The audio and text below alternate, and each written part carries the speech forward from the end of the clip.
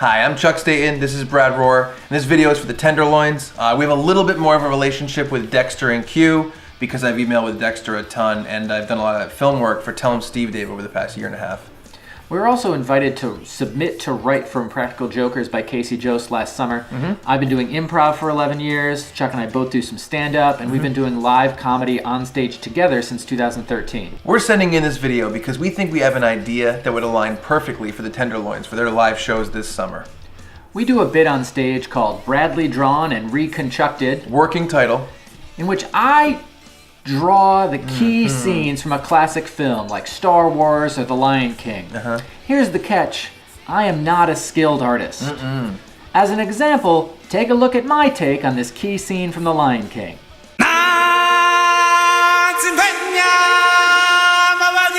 So Brad will redraw all the key scenes in a movie, and I'll take those drawings and write my own narration. It'll be a loose retelling of the movie, but with jokes added in, and Brad's drawings will shape the story. On stage, we'll have the images projected on a screen behind us, and I'll be the one to read Chuck's narration that criticizes my terrible drawings. And on top of jokes about Brad's artwork, I'll be sure to include things that Brad does not want to say in front of an audience. So we thought that this summer, with the release of Jurassic World 2, it would be a perfect time to do a Bradley drawn and deconstructed version of the classic film Jurassic Park. We can do the bit in any setting that has a screen, and we really feel it has universal appeal. We think it'd be perfect to open for the Tenderloins with this bit. It fits in perfectly with what you guys do, and so you can see how it works, we're going to show you some clips of when we most recently did it for Christmas with How the Grinch Stole Christmas. Enjoy it. All right, you guys have been great. Thank you so much.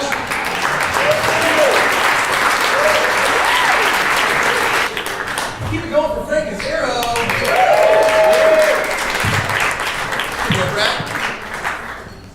One day, I mean time, there was a town called Whoville. No one knew who each other was, hence the name Whoville. Who is you? Who is me? It was fucking infuriating. When Christmas was coming, these Whos got so excited that they almost remembered who each other was. That they's almost... All right. Next, please. The Who...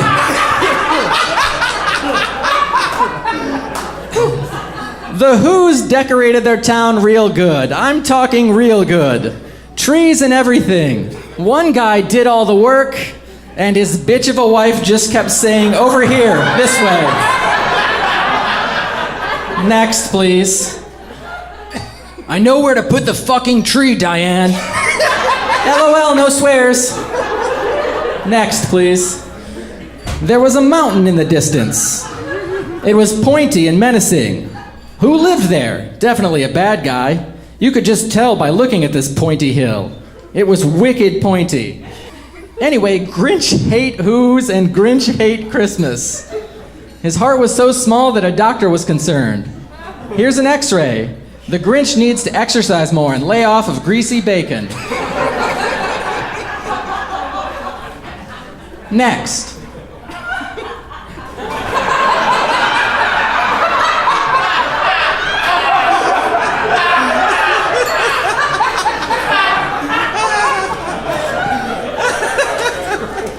The Grinch was an animal abuse advocate. To each their own. He picked up his worthless dog and shrieked in his face. Grinch hates the Whos and he needs to express it to somebody. I think it's okay how he treats that dog. A dog is a possession, a thing. That's how I feel. To each their own. The Grinch remembered there was a sweet Christmas feast every year. All the bacon you can eat, and no doctors or dogs to tell you what to do. The Grinch took his curtains down. I hate these curtains. I never wanted them. He cut them into a makeshift Santa outfit. Read it! He didn't cover his Grinch vagina, though.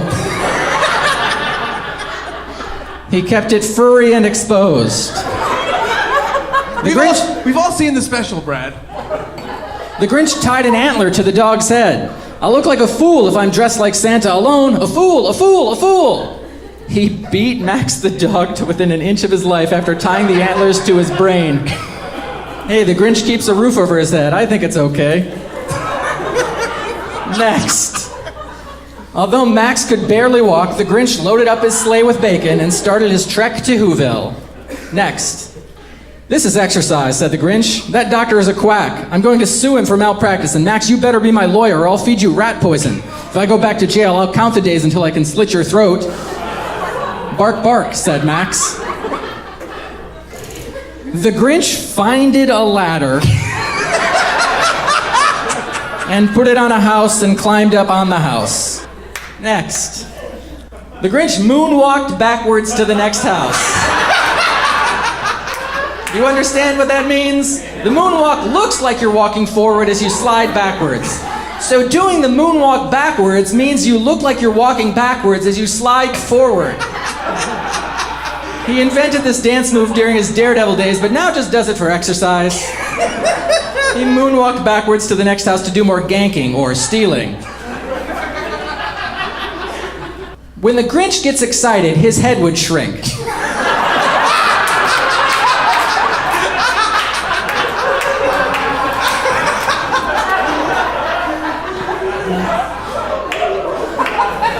And he was fucking psyched.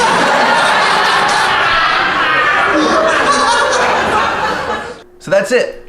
We want to do Jurassic Park, but really, it works with any big property. The Avengers, E.T., Spider-Man, Star Wars. The bit is universal. But, regardless of what story we told, it would go perfect with the Tenderloins live show. We're willing to travel, and we're down to do whatever it takes to make this happen. To cement this future partnership, I've drawn one of my perfect artistic renderings of the six of us together. You promised me we weren't going to end it this way.